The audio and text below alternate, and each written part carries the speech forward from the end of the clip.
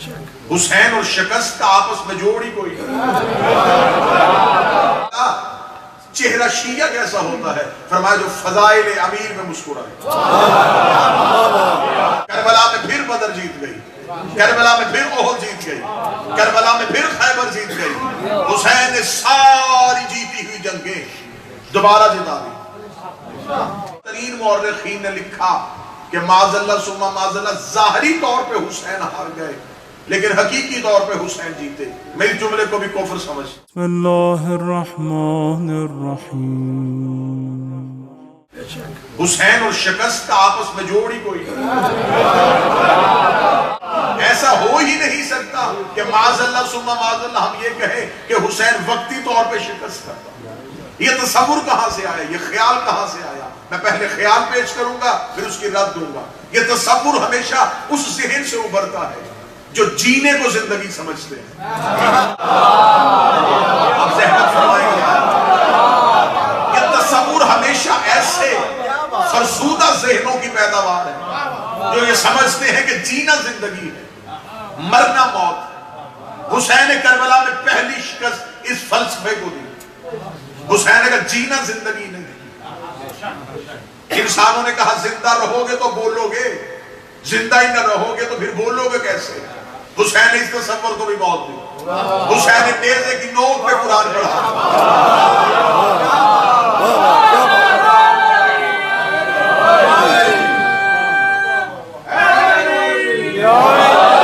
حسین نے ثابت کر دیا کہ ہمارے نزدیک زندگی جینے کا نام نہیں۔ لوگوں نے سمجھا کہ شاید وقتی طور پہ یزید جیتا اور معاذ اللہ ثم معاذ اللہ۔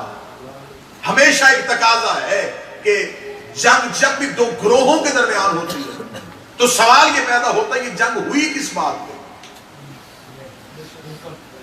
آپ سر سے نہیں، آپ زبان ہلائیں گے۔ مجلس میں بیٹھا ہوا چہرہ شیعہ ہونا چاہیے۔ اب آپ مجھ پر یہی سوال کریں کہ شیعہ چہرہ کیسا ہوتا ہے؟ معصوم سے فرمایا تھا، پوچھا تھا چہرہ شیعہ کیسا ہوتا ہے؟ فرمایا جو فضائل امیر میں مسکرائے۔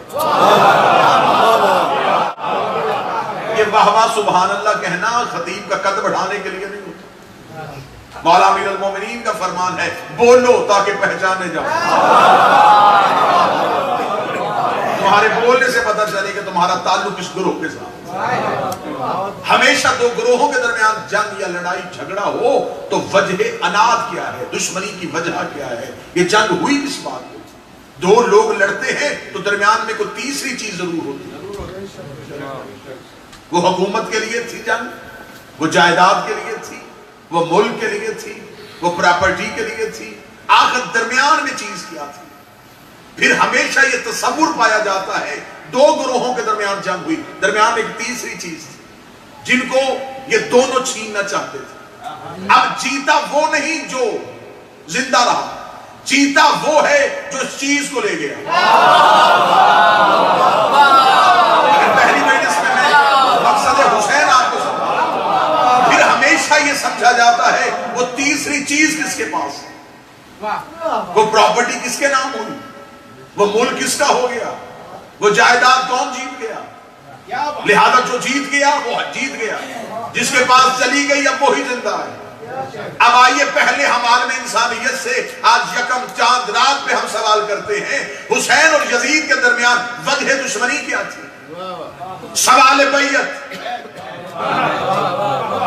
یزید چاہتا تھا بیعت کرو، حسین کہتے تھے میں نہیں کرتا۔ اس کے درمیان میں سوال تھا بیعت کا۔ اب مجمع جاگے اور تائید کرے گا اور پھر میں جملہ آپ کے ذہنوں کو ہدیہ کرنا چاہتا ہوں۔ اب ہم نے یہ نہیں دیکھنا کہ مارا کون گیا، زندہ کون رہا، اب ہم نے یہ دیکھنا ہے بیعت کی کس نے تھی۔ اگر تو معاذ اللہ ثم معاذ اللہ حسین بیعت کر گئے تو پھر اس کا مطلب ہے یزید جیتا۔ اگر سوال بیعت ادھورا رہ گیا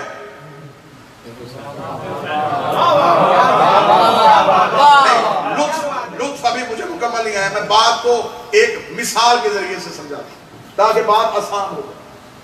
دو گروہوں کے درمیان، دو بندوں کے درمیان، دو انسانوں کے درمیان جھگڑا ہو گیا۔ جھگڑا تھا، وجہ تھی ایک جائیداد، ایک پراپرٹی۔ دونوں اپنا مقدمہ لے کے لوئر کورٹ میں چلے گئے. عدالت نے ایک فریق کے حق میں فیصلہ دیا, دوسرے فریق کو وہ فیصلہ قابل قبول نہیں تھا, وہ ہائی کورٹ میں چلا گیا. جب وہ ہائی کورٹ میں گیا تو اس نے ہائی کورٹ میں جا کے پھر وہی مقدمہ وہ ہار گیا. اب وہ جیتا وہ خوش ہے کہ میں نچلی عدالت سے بھی جیتا, اوپر والی عدالت سے بھی. اب وہ جو ہارا ہوا ہے وہ پریشان فرسودہ چہرے کے ساتھ باہر نکل رہا تھا, اور اس نے کہا میں ابھی ہارا نہیں, میں سپریم کورٹ میں جاؤں, شاید میں وہاں سے جیتوں. اب جو جیتا ہوا تھا اگر وہ یہ سوچ کے گھر واپس آ جائے کہ میں تو اس عدالت سے جیت گیا, مجھے وہاں جانے کا کیا فائدہ, تو اسے کسی پڑھے لکھے نے سمجھایا اگر تو وہاں نہ گیا تو یہ وہاں جا کے جیت گیا تو سمجھ تو پہلی عدالت میں بھی ہار گیا, تو دوسری عدالت میں بھی ہار گیا. تیرا مقدمہ مضبوط ہو جائے گا اگر تم آخری عدالت سے جیت گیا. اب وہ آخری عدالت میں پہنچا, اب اسے یہاں سے یہ غرض ہے اب یہاں سے جیتا تو پہلی بھی جیتا, دوسری بھی جیتا. اگر یہاں سے ہارا تو میں پہلی سی عدالت سے بھی ہارا, دوسری عدالت سے بھی ہارا. اب اگر کوئی جملہ بندہ سمجھ سکے, کوئی شہر قابل قبول ہو تو اس شہر کو قبول کرے گا, اس جملے کو قبول کرے گا.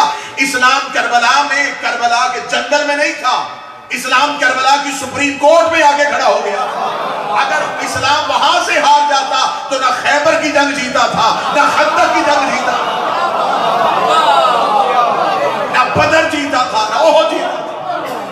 کافر بدر ہارے, کافر احد ہارے, کافر جمل ہارے, کافر خیبر ہارے, کافر خندق ہارے, کافر صفین ہارے. کفر آ گیا کربلا کے میدان میں. حسین کربلا نے پھر اسلام کو زندہ کر دیا. اسلام نے کہا حسین ہم تیرے ممنون ہو گئے, اس لیے حسین کو حسین نبی کا بیٹا نہیں وارث انبیاء کہا جاتا. اس کا مطلب ہے کہ کربلا میں آگے حسین نہیں جیتے, آدم جیت گیا. کربلا میں آگے حسین نہیں جیتے, نوح جیت گیا. کربلا میں آگے حسین نہیں جیتے, ابراہیم جیت گیا. کربلا میں آگے 1.25 لاکھ نبوتیں جیت گئی. کربلا میں پھر بدر جیت گئی, کربلا میں پھر احد جیت گئی, کربلا میں پھر خیبر جیت گئی. حسین نے ساری جیتی ہوئی جنگیں دوبارہ جتا دی. چلے اسی مثال کو اور آگے بڑھاتے ہیں کیونکہ میں نے مثال دی ہے تو آپ احساس میں احساس ہو جائے, لہذا تمثیل کے پیرائے میں گفتگو کرتے ہیں, اسی مثال کو آگے بڑھاتے ہیں. سپریم کورٹ میں پھر وہی بندہ جیت گیا جو پہلی 2 عدالتوں سے جیتا. جو ہی وہ سپریم کورٹ سے جیت کے باہر نکلا, ہارنے والے نے غصے میں آ اسے قتل کر دیا. وہ فائرنگ کی آواز جج کے کانوں میں چلی. جج نے پوچھا کون قتل ہوا, انہوں نے کہا جو جیت کے نکلا تھا اسے ہارنے والے نے قتل کر دیا. تو اب آپ کا کیا خیال ہے کہ وہ پراپرٹی جو جس جائیداد کے لیے اتنا جھگڑا ہو رہا تھا, وہ یہ سمجھے گا کہ اب وہ مر گیا ہے تو اب زندہ کو دے دو.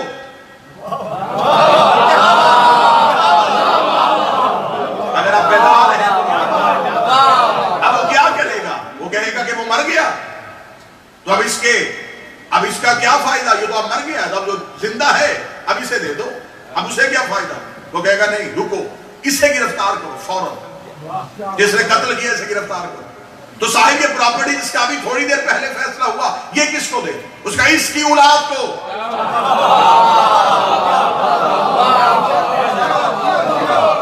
اور اس کی اولاد کو بلا کے مطمئن کر دو کہ اب تم سے کوئی نہیں چھین سکتا.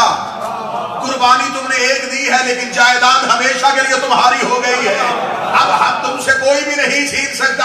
یہی وجہ تھی کربلا میں سوال بیعت تھا. بیعت کا سوال صرف یزید نے حسین سے نہیں کیا تھا, یزید کے باپ نے حسن سے کیا تھا, یزید کے دادے نے رسول سے کیا تھا, نمرود نے ابراہیم سے کیا تھا, فرعون نے موسیٰ سے کیا تھا, ابلیس نے آدم سے کیا تھا. حسین نے کربلا میں آ کے پچھلی نبوتیں بچا لی تھی, لیکن حسین نے قتل ہو کے انکار بیعت کر کے حسین نے یزید کو ایسے ہرایا, وہ سوال نہ پھر سجا سے ہوا ہے نہ باقر سے ہوا.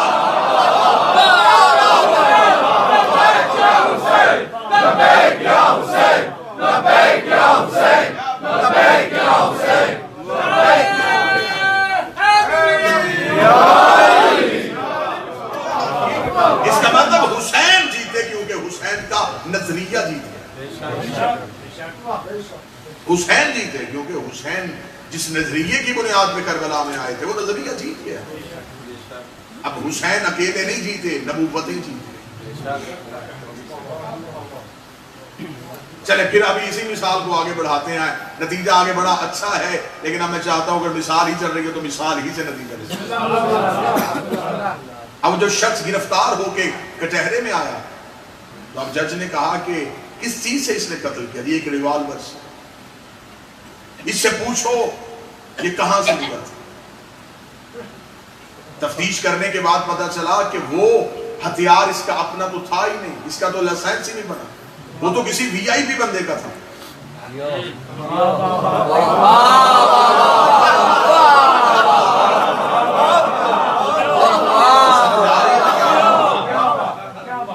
وہ ریوالور جو اس کے ہاتھ میں تھا وہ اس کا نہیں تھا، وہ تو کسی بہت بڑے بندے کا تھا. بس اس بہت بڑے بندے کا نام بچانے کے لیے کچھ قوتوں نے سر اٹھایا.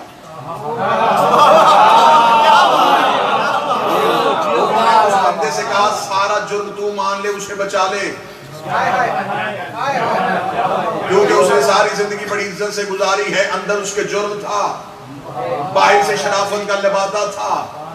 اب اگر وہ شرافت کا لبادہ اتر گیا تو لوگوں کو پتہ چل جائے گا یہ مجرم تھا، لہذا اس کا جرم چھپانے کے لیے تو اقرار کر لے، ریوالور بھی میرا، خیال بھی میرا، تصور بھی میرا ہے. لیکن لوگوں نے کہا نہیں، ہم تو کھوج لگائیں گے. انصاف نہیں ہو رہا تھا، لوگ سڑکوں پہ آ گئے. انہوں نے کہا ہمیں احتجاج کرنا ہے، ہمیں انصاف چاہیے.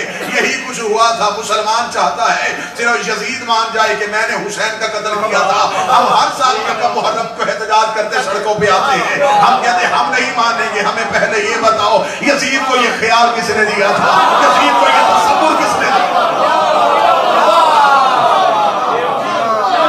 ہم زمانے سے تقاضا کریں، یہ ہے عزاداری، یہ ہے عزاداری کا. دنیا تمہاری مالداری سے نہیں ڈرتی، تمہاری عزاداری سے ڈرتی. امیر امیر شیعہ سے زمانہ نہیں ڈرتا، عزادار شیعہ سے زمانہ.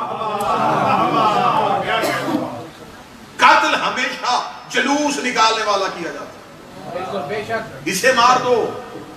کیوں؟ ہم کسے کہتے ہیں؟ ہم تو بدن بھی اپنا زخمی کرتے ہیں، خرچ بھی اپنا کرتے ہیں. پھر ہمیں کیوں مارا جا رہا ہے؟ پھر عزاداری پہ مبنی کیوں ہے؟ اس کا مطلب ہے کچھ بڑے لوگوں کے نام چھپائے جا رہے ہیں.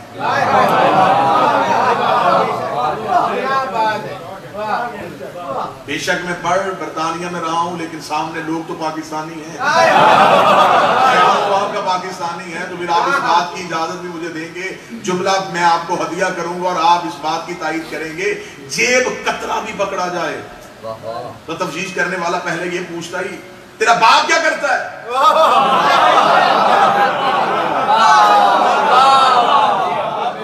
کوئی بڑا لکھا سمجھدار سے سوال کرے جرم اس نے کیا، باپ کا کیوں پوچھ رہا ہے؟ اسے کہا پتا کروں یہ خاندانی جرم تو نہیں کرتے. باپ اچھا ہوتا تو بیٹا جیب کترا ہی ہوتا. تربیت غلط ہوئی ہے تو جیب کترا بنا. زمانہ ہم پہ الزام نہ لگائے، ہمیں صرف یہ بتاؤ یزید کا باپ کیا کرتا تھا.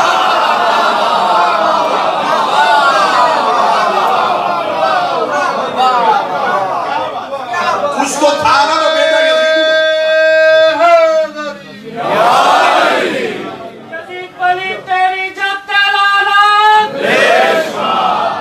کچھ تو تھا نا جس کی وجہ سے یزید بنا. آج مولوی نے ہم پہ احسان کر دیا. اس نے کہا جی ہم بھی مانتے ہیں یزید غلط تھا، حسین صحیح تھے. تو احسان نہ کر ہم پہ. ہمیں تیری اس اعلیٰ ظرفی کی کوئی ضرورت نہیں ہوتی کہ تو ہم پہ یہ احسان کرے کہ محرم کے مہینے پہ آگے تو بھی یہ کہتے ہم مانتے ہیں یزید غلط تھا. اگر یزید کو غلط کہنا ہے تو پھر مان یزید نہیں، پورا نظام غلط تھا.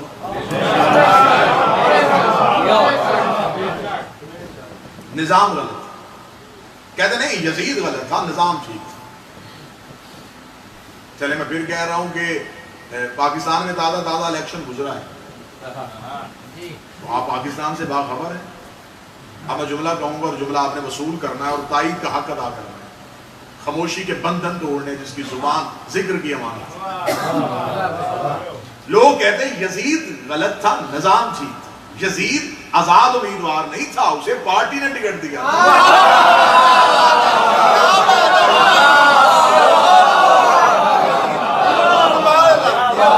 آپ کو کس نے کہہ دیا کہ یزید آزاد امیدوار؟ یزید اپنی مرضی سے خلیفہ بن گیا.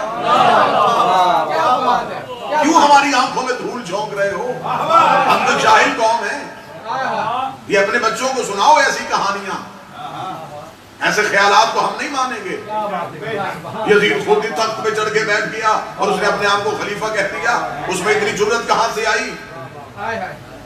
اس کا مطلب اس سے پہلے بھی کچھ لوگ غلط منبر پہ بیٹھے تھے, جس کی وجہ سے اس کے دل میں جرأت پیدا ہو گئی کہ اگر وہ بیٹھ سکتے ہیں. آپ آج کہہ رہے ہیں یزید غلط, نظام ٹھیک.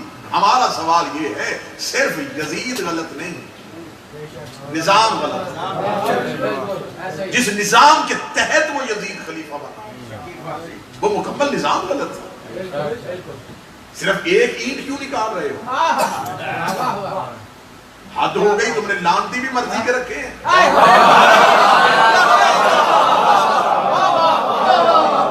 جس میں جی چاہے گا ہم کر دیں گے. کیوں بھائی؟ ہمارا سوال ہے یزید غلط تھا کیوں؟ چلے مجلس ہر جگہ دیکھی جا رہی. اب ایک سوال میں یہاں پہ اٹھاؤں گا اور اس سوال کا میں یہیں پہ ابھی جواب دوں گا. سوائے ہمارے ہم ماتمیوں کے, عزاداروں کے, کالے کپڑے پہننے والوں کے, علی ولی اللہ پڑھنے والوں کے, سوائے میرے مذہب کے کوئی مسلمان اپنے مذہب کے اندر رہ کے مجھے یزید کی حکومت غلط ثابت کر کے دیا.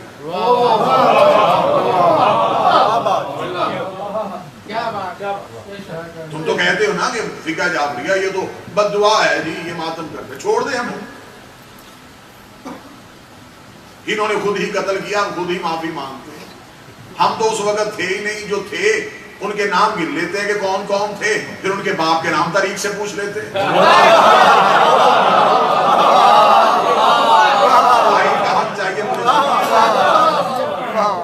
کہیں بیٹھ جاتے ہیں جو اس وقت موجود ہے, ہم تو تھے نہیں بھائی. جو اس وقت موجود ہے وہ نام بھی لکھے ہوئے, اکٹھے ہو کے کہیں بیٹھ جاتے ہیں, ان کے نام پڑھتے ہیں, پھر تاریخ سے پوچھتے ہیں کون کس کا بیٹا تھا, کس کا بھتیجا تھا, کس کا بھانجا تھا. پھر جب تاریخ وہ چہرے دکھا دے تو پھر آپ بتا دیجئے گا درود کے قابل ہیں یا لعنت کے قابل ہیں.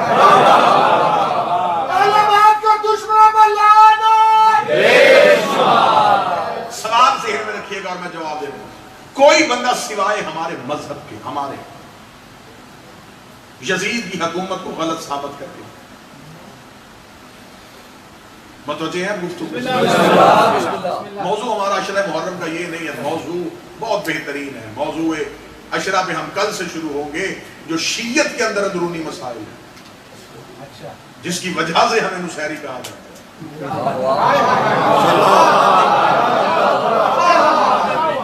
قاضی اور مشرک کہا جاتا ہے. کل سے میری مکمل گفتگو اسی وجہ پہ ہے کہ ہم ثابت کریں قرآن سے کہ اللہ مشرک کسے کہتے ہیں.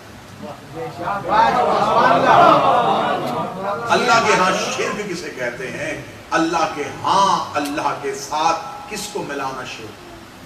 پھر آخری تقریر میں ہم نتیجہ نکالیں گے کہ مشرک ہم ہیں یا پھر آپ.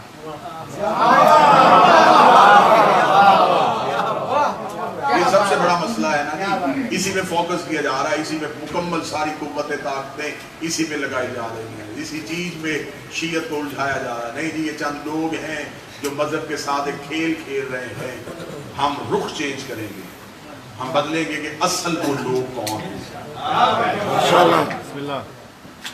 یزید کی حکومت کو غلط ثابت کر کے دکھاؤ. کیسے یزید غلط تھا, کیوں غلط تھا, کیا ہوا تھا اس سے؟ جی وہ فاسق تھا, شرابی تھا, فاجر تھا, تو صرف اسی بنیاد پہ اسے تم نے غلط کہہ دیا. تو تمہارے نزدیک کون سا یہ نظریہ ہے؟ تم نے پہلے ممبر پہ کون سا معصوم بٹھایا تھا؟ یہ پہلا مسئلہ تو یہی ہو گیا نا. تمہاری جو اپنی کتابوں میں لکھا ہے کہ بیٹے نے کھڑے ہو کے کہا تھا پی ہے شراب لیکن کوڑے وہ مارے جس نے زندگی میں کبھی نہ پی. یہ تصور تو چھوڑ دو, کیا غلطی تھی اس کی؟ کہتا جی اس نے غلطی کی. اکثر میں نے نادان شیعوں کو یہ جملہ کہتے ہوئے سنا ہے, حسین نے یزید کی بیعت اس لیے نہیں کی, یزید شرابی تھا, فاسق تھا, فاجر تھا, یزید تہجد گزار بھی ہوتا, حسین پھر بھی بیعت نہیں. کیا کیا تھا یزید؟ کہتے یزید حکومت کا غلط بیعت کیا تھا. کیوں غلط بیعت تھا؟ تمہارے پاس جتنے بھی حکومت بنانے کے قوانین ہیں وہ یزید کے پاس تھے. مسلمانوں کے ہاں خلافت کا پہلا اصول یہ ہے امت اکٹھی ہو, ووٹنگ کی جائے, ایک بندہ چن لیا جائے, سب اس کے ہاتھ پہ بیعت کریں. اسے کہا جاتا ہے, انہوں نے ایک لفظ بڑا محتاط سا ایجاد کیا ہے, اجماع امت. بچوں کے لیے آسان کر دیتا ہوں, امت کا اجماع, اسے عام لفظوں میں الیکشن کہتے ہیں, سمجھانے کے لیے جملہ ہے. اجماع امت, امت اکٹھی ہوئی, ووٹیں ڈالی, مرضی کا خلیفہ چن لیا. لہذا یہ مسلمانوں کے ہاں خلافت کا پہلا اصول ہے. معذرت کے ساتھ میں جملہ کہنے لگا ہوں, یزید کے پاس یہ پہلا اصول تھا. اجماع امت کا اصول اس کے پاس تھا. اگر مدینہ میں درختوں کے جھنڈ کے نیچے مٹھی بھر لوگ خلیفہ چن سکتے ہیں, اس نے تو پوری زمانے سے بیعت لے لی تھی. 7 بر اعظم ہے اس وقت دنیا کے. آج کا میپ اٹھایا جائے اور یزید کی حکومت کا رقبہ دیکھا جائے, 6 بر اعظموں میں اس کی حکومت تھی. وہ شام سے ریاست شروع کر رہا تھا اور ہمارے ملک پاکستان بر صغیر جو اس وقت تھا اس کے ملتان تک اس کی ریاست کا رکھا. یہ جتنے بر اعظم ہیں یہ سارے اس کی ریاست کے اندر تھے. مصر, یمن, ترکی, عراق, عرب مکمل اس کے پاس, ایران اس کے پاس. یہ سارے ممالک لمبی چوڑی اس کی طرح. اس کا مطلب ہے اتنی دنیا کے رہنے والے لوگوں نے اسے مرضی سے خلیفہ چنا تھا, سارے گورنروں نے اس کی بیعت کی تھی. تو اس کا مطلب ہے اس کے پاس خلافت کا پہلا اصول تو تھا. اگر اجماع امت سے خلیفہ بن سکتا ہے تو وہ اجماع امت سے بنا تھا. خلافت کا دوسرا اصول یہ ہے, پہلا جاتا ہوا دوسرے کو نامزد کر کے جائے. مسلمان سر جھکا کے اسے بھی خلیفہ مان لے. یزید کے پاس یہ اصول بھی تھا, اس کا باپ جاتا ہوا اسے نامزد کر کے. اس کا مطلب اس کے پاس خلافت کا دوسرا اصول تھا. خلافت کا تیسرا اصول یہ ہے, 6 بندے مل کے ایک کمیٹی بناتے جسے شورا کہتے ہیں. شورا کمیٹی مل کے مشورہ کر کے ایک بندے کو خلیفہ بنا دیتی ہے, مسلمان اسے خلیفہ مان لیتے ہیں. یزید کے پاس یہ اصول نہیں. اس نے صرف 6 بندوں کی کمیٹی نہیں بٹھائی, اس نے 18,000 مفتیوں سے فتویٰ لیا. انہوں نے فتویٰ دیا کہ تیری حکومت قرآن اور سنت کے مطابق. اس نے سارے کام پکے کیے, پھر وہ تخت پہ چڑھ کے بیٹھے. اسے مسلمانوں کی آنکھوں میں آنکھیں ڈالی. اسے کہا کون میری بیعت نہیں کرے گا؟ باپ دادے کو غلط کرو گے؟ اگر وہ کر سکتے ہیں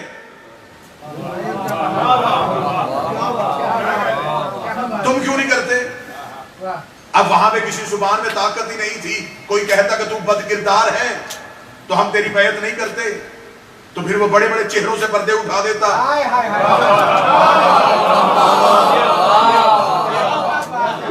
اب اپنے شجرے جو ہیں وہ لوگوں نے غلط ثابت نہیں ہونے دیے اور اسے امیر المومنین کہتے ہیں, اسے خلیفۃ المسلمین کہتے ہیں. اس کا مطلب ہے کہ تم نے یزید تو آج کہا یزید غلط. جہاں تک مجلس سنی جا رہی ہے, میں شیعہ قوم کا سب سے چھوٹا خطیب امام حسین کا ادنا سا آدمی ہونے کی حیثیت سے یہ گزارش کروں گا کہ آپ زحمت نہ فرمائیں, آپ یزید کو صرف غلط نہ کہیں, آپ یزید کو بھی ٹھیک کہیں. جہاں آپ نے اتنے یزید چھپائے ہوئے ہیں اسی کو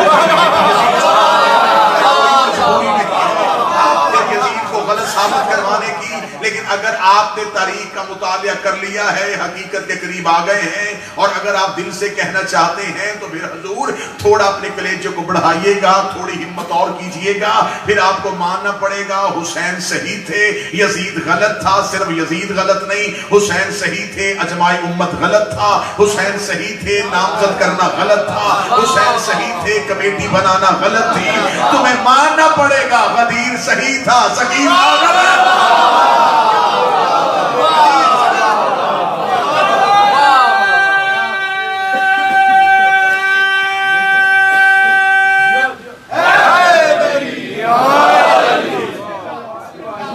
انسانیت کو غدیر کہتے ہیں.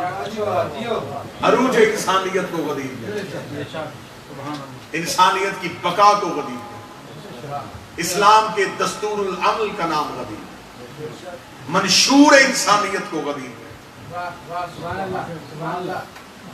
تم شکر کے سجدے کیا کرو اور فخر سے زندگی گزارا کرو، تمہارا تعلق غدیر سے۔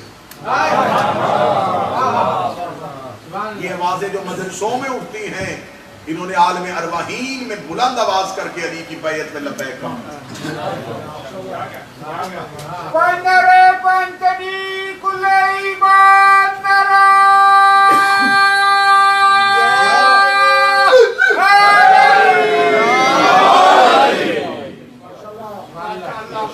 یہ مجلسیں بقائے غدیر،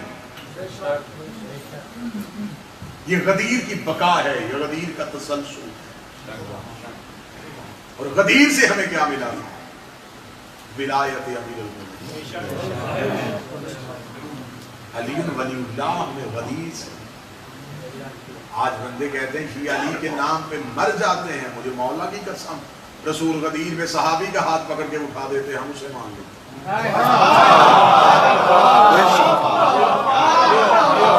ہماری کیا مجبوری ہے؟ ہمیں تو قرآن نے کہا ہے جو رسول دے وہ لے لو۔ رسول نے ہمیں علی دیا، ہم نے لے لیا، اب ہم کسی کو دے نہیں سکتے۔ ہمیں رسول نے دیا، اب مولوی ہم سے کوشش کر رہا ہے کہ ہم سے علی وقت اچھی نہیں، اور یہ خود امیر المومنین نہج البلاغہ میں فرمایا۔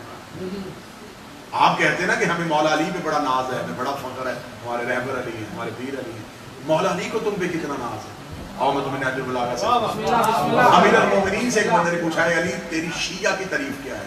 علی فرماتے اگر خود میں علی اپنے شیعہ کی ناک پہ تلوار کی ضرب مار اسے کہوں مجھے چھوڑ، وہ مجھے پھر بھی نہیں چھوڑے گا۔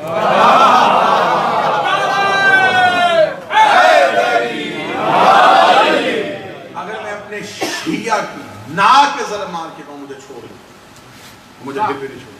اور یہ کہہ کے امیر مسکرائے اور مسکرا کے فرمایا اگر میں اپنے دشمن کو پوری دنیا کی حکومت دے دوں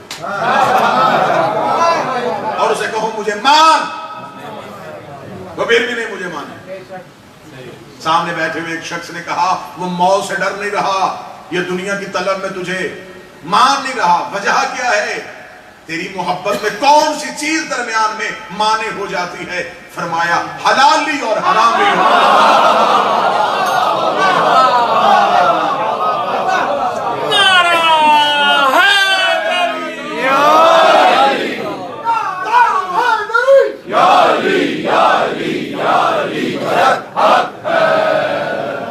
طاہر الولادہ ہونا، ولادت کا طاہر ہونا، ولادت کا پاک ہونا۔ آج اکثر شیعہ نوجوان ہم سے سوال کرتے ہیں کہ محمد بن ابی بکر کو کیوں مانا جاتا؟ غدیر میں رسول منبر پہ تھے، اسما بنت عمیس کے خیمے سے ایک بچے کے رونے کی آواز، یہ 18 ذی الحجہ کو دنیا میں آئے۔ محمد بن ابی بکر نے دنیا میں آتے ہی جو پہلی آواز کان میں سنی وہ علی ولی اللہ کی۔ ماں کی گود میں تڑپ کے اس کے چہرے پہ ہلکی سی مسکراہٹ آئی۔ اسما نے اپنی کنیز سے کہا جا کر رسول سے کہے میرے خیمے میں میرے ایک بچے کی ولادت ہوئی ہے اور اس کے چہرے پہ مسکراہٹ ہے۔ رسول کی بازو ابھی علی کے ہاتھ میں تھے، علی نے مسکرا کے کنیز سے کہا اسما سے جا کے کہتے بیٹا کسی اور کا ہے پہچانا علی نے سب کسی اور کا۔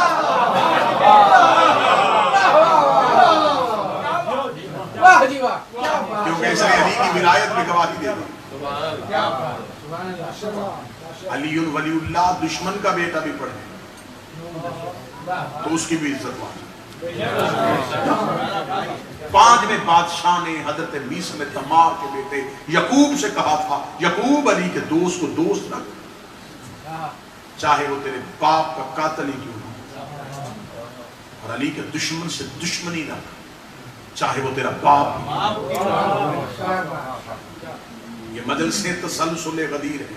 انشاءاللہ کل سے آپ بھی زحمت فرمائیں گے، ٹھیک 9:30 بجے میں آپ کے سامنے سجدہ ذکر شروع کروں گا۔ ہماری عشق کی نماز شروع ہوگی انشاءاللہ ٹھیک 8:45 تک مجلس شروع ہو جائے گی. اس سے پہلے ابرار بھائی نے پڑھنا ہوگا, رضا بھائی نے پڑھنا ہوگا ٹھیک 9:30 بجے, تاکہ بہتر طریقے سے آپ کے سامنے تفصیلی طریقے سے آپ کے سامنے ذکر ہو سکے. یہاں تو ہماری کوئی مجبوری نہ, ہم نے کہیں جانا ہوتا ہے نہ کہیں زیادہ. میں بر وقت یہاں پہ موجود ہوں گا, آپ تشریف لائیے گا تاکہ ہمارے یہ مخصوص تو دن ہیں ہمارے لیے. انہی 10 دنوں میں تو ہم نے رزق علم حاصل کیا, انہی 10 دنوں میں تو ہم نے حسین ابن علی کی دہلیز پہ الغدیر کتاب لکھی تھی علامہ امینی نے, بڑے مشہور عالم دین احمد زردشتی. الغدیر کتاب کئی جلدوں پہ مشتمل ہے, بڑے صاحب کرامت عالم دین. انہوں نے اپنے مرنے کے بعد اپنے بیٹے کو خواب میں زیارت کی. انہوں نے کہا بابا بخشش ہو گئی, اور بس زندگی میں ہی ہو گئی. ان کا بابا جس عالم میں تو رہتا ہے وہاں سے کوئی خبر مجھے دے, مولا کو کون سا عمل آپ کا سب سے زیادہ قابل قبول ہے؟ یقیناً بابا جو آپ نے الغدیر لکھی تھی علی کو وہ پسند آئی, فرمایا بے شک پسند آئی, لیکن یہ عمل اتنا قابل قبول نہیں. اس نے کہا اچھا بابا پھر آپ جو اتنی درس و تدریس کر کے گئے, اتنے جید علماء کو شاگرد بنا کے گئے, وہ ہمارا عمل قابل قبول ہے لیکن اتنا نہیں. اس نے کہا بابا پھر کون سا عمل ہے جو آپ کرتے تھے اور وہ علی کو اتنا قابل قبول ہو گیا؟ فرمایا جو میں مجلس شبیر میں جاتا ہوں. صاحب الغدیر علامہ امینی نے اپنے بیٹے سے کہا ہر چیز چھوڑنا, ذکر شبیر کو قضا نہ کرنا. جہاں مجلس حسین ملے دوڑ کے جاؤ, چاہت سے جاؤ, جستجو سے جاؤ.